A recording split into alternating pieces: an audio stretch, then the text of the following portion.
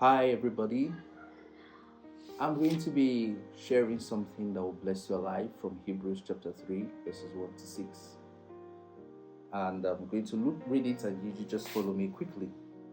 Therefore, holy brothers and sisters who share in the heavenly calling, fix your thoughts on Jesus, whom we acknowledge as our apostle and high priest. Verse 2.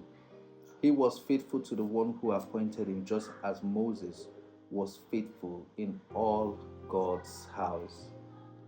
And I want to tell you that every man with a calling, depending on the measure of grace, is sent to build a house and to sustain it. That house is the people of God that God has assigned to you. The vision for which you have been appointed to raise and empower people through the ministry that God has called you to fulfill. I want to let you know that if you are born on earth, as you already know, there is a mission and a vision for you to fulfill. Every man created on earth has a plan and has a purpose from the Father of lights. The Bible here was talking about Jesus. He said he was faithful to his house. What house? The house. We are that house. We are those that Jesus came to this earth to die for.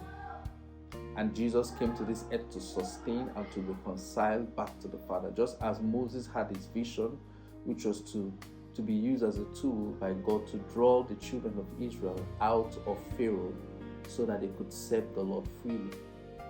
You have a vision that God has called you to fulfill. There is a mission for every man born on earth. And immediately you come to the knowledge of God, immediately you become born again, God begins to unravel that vision in your heart. He begins to put them as pictures. He begins to confirm them in your spirit, and you begin to understand what God wants you to do. But the question is, not everybody is willing to take up the mantle. Just as Moses took up the mantle, that mantle, that stick through which God used to do great miracles and pursue the vision for which God called him. Not everybody is willing to pick up that mantle because it requires consecration, it requires obedience, it requires surrender. But the instant you are able to deny yourself and submit to Jesus and begin to build your house, then you will see the glory of the Lord. And I want to let you know that if you fulfill the vision that God called you to fulfill and the ministry that he has called you to fulfill, there are people who are tied to your ministry, who are tied to your purpose, who are tied to God's plan over your life. If you do not fulfill that vision that God has called you to fulfill, then the blood of those people will be on you. Those who get lost, those who become disoriented, those who lose God's sanity, those who lose their sanity, or those who lose the virtue that should have come from you fulfilling that ministry, their blood will be on you.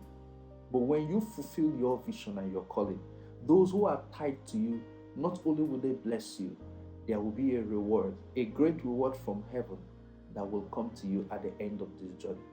So I want you to see your life not for yourself only, but your life as a gift, your life as a destiny through which God is going to bless other people. When you take up your mantle and follow Jesus and walk in sync with what God has planned for you, many people will be blessed because of you.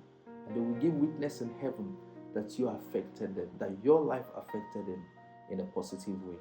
But if you fail, you will give account. So in summary, I want you to know that we are all created to build a house.